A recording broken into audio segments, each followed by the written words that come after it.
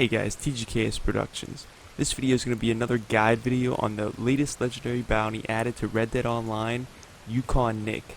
So I believe this is the last legendary bounty added to Red Dead Online. I believe Rockstar said there's going to be 10, and I believe this is the 10th one, so I believe this is the last one, at least with the Frontiers update. I also want to apologize for not being around for the past week or so, just had a lot of personal matters in real life going on. But in any case, real quick, we're going to read the bounty poster, and then we're going to get into the guide of this of capturing this legendary bounty. So here we go. Wanted, captured alive for murder and kidnapping, Yukon Nik. Yukon Nikoli Borodin, if I pronounce it correctly, 50. He is a Russian trapper and hunter, having spent time in Alaska territory where he has multiple warrants. Last seen near Fort Riggs, sought for the known murder of several men, suspected the disappearance of a brave U.S. Marshal sent to apprehend him. Highly territorial and dangerous, believed to keep a grisly captive. All rewards paid on capture and return alive. So let's check this out and get into the guide.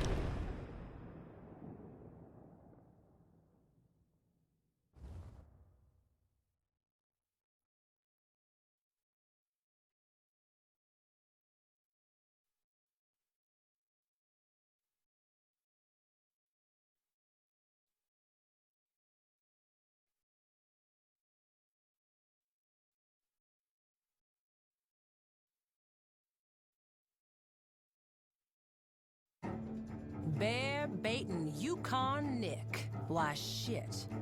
I knew his ways would catch up with him someday. He's a trapper, but maybe more like a feudal lord, way he runs that country up there. It's medieval, I tell you. Anyone wants to trade fur near Nik, they got to be ready for a fight. So I guess that's what happened to get him in trouble. They sent a marshal up there to speak to him a few days ago. Been captured, most like. Don't let that happen to you.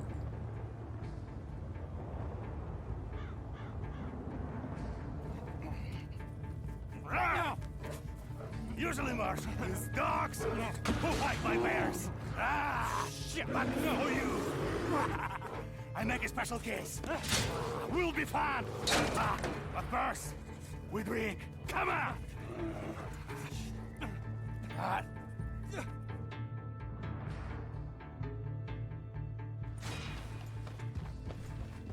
Alright, so right off the bat here, you're going to end up seeing me messing with my tonics. One of the first things I do going into these legendary bounties, I always like to make sure my tonics are set up, make sure I got my health tonics, my health tonics, my miracle tonics. I recommend having at least 10 of one of those, or at least 5 of maybe a potent miracle tonic or a potent health tonic. See me eating big game minty meat to sort of fortify my inner core, just to give me a little more of a cushion in case my outer core gets depleted during this legendary bounty if I'm getting hit by enemies pretty hard.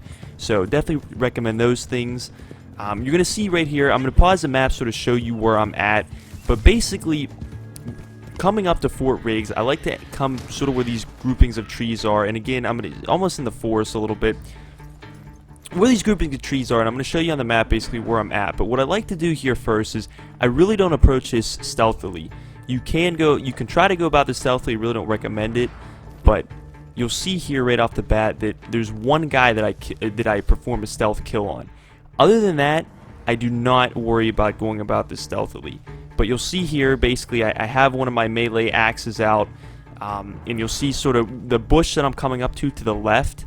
That is going to be right when I'm a little bit ahead of that bush. You're going to see guys sleeping in front of me against a sort of that structure, those boxes, wooden boxes in front of me. I believe he's sleeping. I may have been able to get a little bit closer to him, but I didn't really want to take the chance of alerting him. But basically, I just kill him here real quick, get my axe back. Now, one thing that I want to note here, and this is very important, you'll see here again on the map, I'm showing you where I'm at and sort of where I'm going to be taking position when I'm doing this legendary bounty. But one thing that's very important, you're going to see me do this here. Make sure if you're using the same sort of melee weapon that I use, whether it's a throwing knife or that axe, make sure you switch it back to your lasso. That's going to be very important later, and I'll touch on that. But yeah, make sure you switch back to your lasso. But you're going to see here, I basically take, again, I showed you on the map, I basically take cover around where these wooden barrels or sort of this covered position is, these objects or structures here. above Fort Riggs, and you'll see I sort of have an elevated position. I'm basically showing these 2 explosive barrels that I like to shoot at first. One sort of by this like TP or tent that you're seeing, I shoot first, and then one sort of to my right that I'm going to end up shooting right here. Sort of take out 2 to 4 enemies before they're really alerted, before they really, they're all start shooting at me. And there's one more, you'll see me sort of shooting at a few other enemies here, but there's one more step I'd like to take here. And you'll see here, so basically there are, as it talked about sort of grizzly bears, how he has 1 captive, he actually has 2 captive. You'll see here, sort of the position that I have, I'm able to shoot the lock off of one of these cages. And basically by doing this, and you want to do this early on if you're going to do this, he's going to be, that grizzly bear is going to be attacking a number of these enemies, sort of helping me out a little bit. And you want to do this early on because, like I said, you don't want the grizzly bear coming after you, because he will. But what will happen is when you do this early on, when there's a lot of enemies, he'll usually take out maybe 2, 3, 4 enemies, and then the rest of the enemies that are going to end up killing the grizzly bear. And that's sort of how you want to go about doing that. That's why I recommend doing, shooting the lock off that cage and utilizing the grizzly bear to your advantage.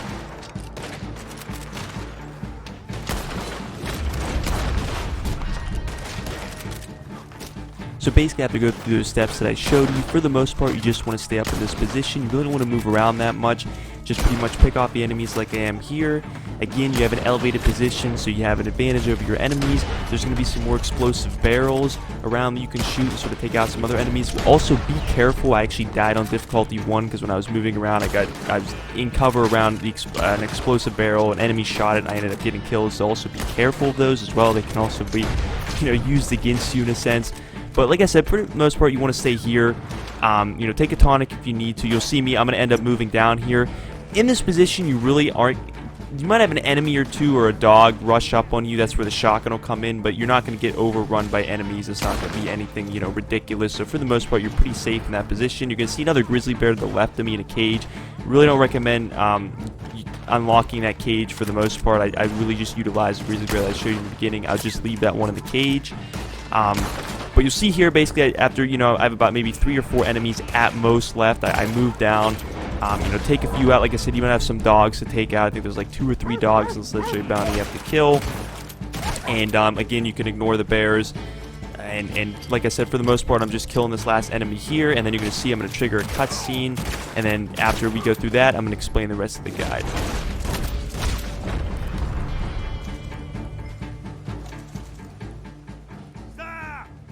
Coming out. Don't shoot! Your friend the Marshal here. Come to save him, huh? Huh? Hey, please. Looks like you have me cornered here. If I'm going down, he going to. I'm going down. He going. Come on! So right here you see that when I trigger that cutscene, basically he has almost like a story mode situation. Ever done the bounty, legendary bounties in story mode? Sort of had to shoot the gun in a sense, not really out of his hand, but so just shoot his gun to stop him from killing this marshal. Basically, you just want to shoot the gun or his hand in a sense.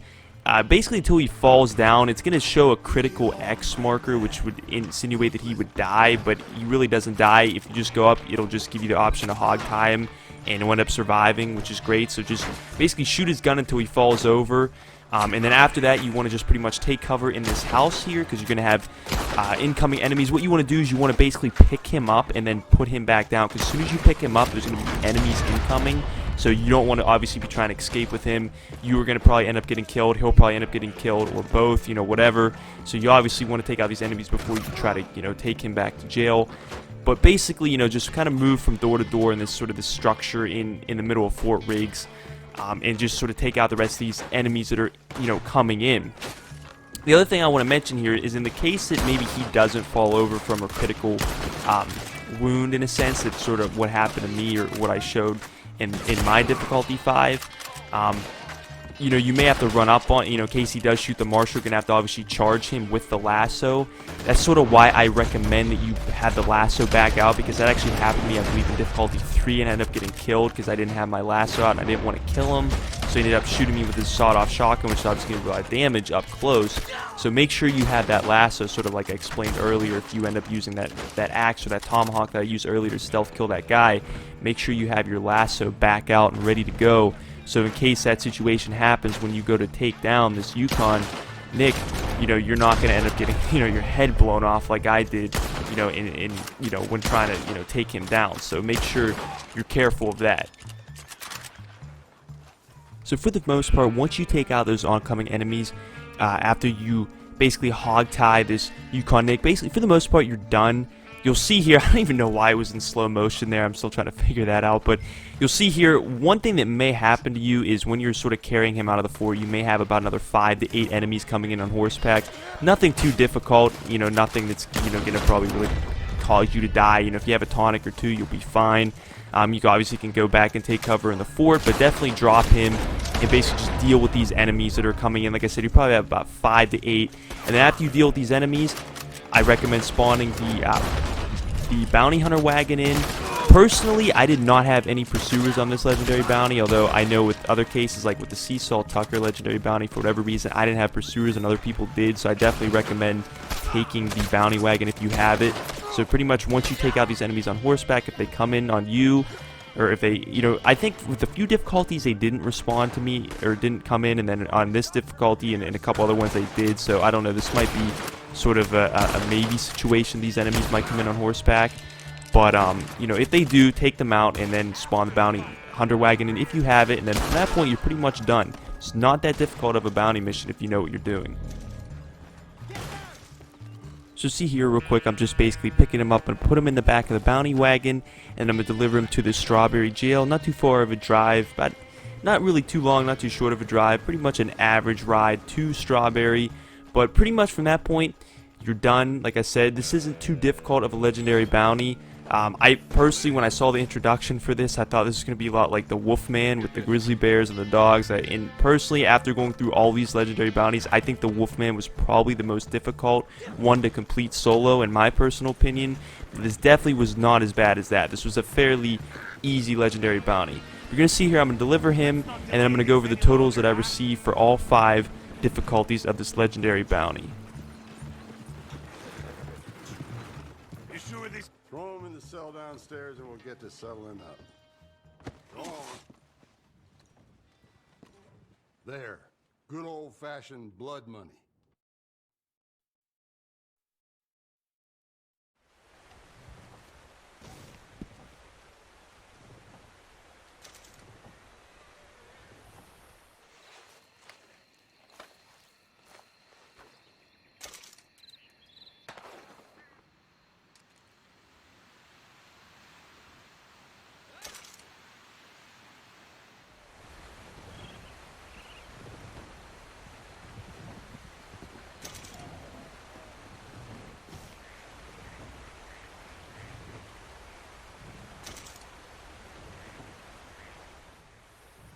So if we tally the totals that we got through all 5 difficulties of this legendary bounty, for cash we got a total of $430.12. Total amount of gold was 1.56 gold bars, and total player XP was 3,440. Now let's compare this to last week's legendary bounty of Red Bend Clemson. So this is pretty interesting. Got pretty much a little bit more of everything, a little bit more cash, a little bit more gold, a little bit more player XP. Not a huge amount, but definitely a little bit more. It's interesting to kind of see that. I think personally last week's legendary bounty was a little bit harder, as well as it took a little bit longer overall to complete the missions, but I always like sort of comparing them from week to week. If I were to look back through all 10 legendary bounties, personally I think the Alhoot family was the one that paid out the most. I mean, I've had other legendary bounties that took as long as the Alhoot one did, and Alhoot still paid out the most overall. I think I made around $700-800 overall going through all 5 difficulties for the first time on the Alhoot family. So I think Alhoot was probably the most lucrative overall. I may do a video adding up all the totals, you know, for all legendary bounties in one video. It'd be kind of interesting to see how much you could have potentially made going through all difficulties for all legendary bounties. I think that'd be interesting to see. But in any case, guys, I hope this video is beneficial to you. And as always, guys, have a great day.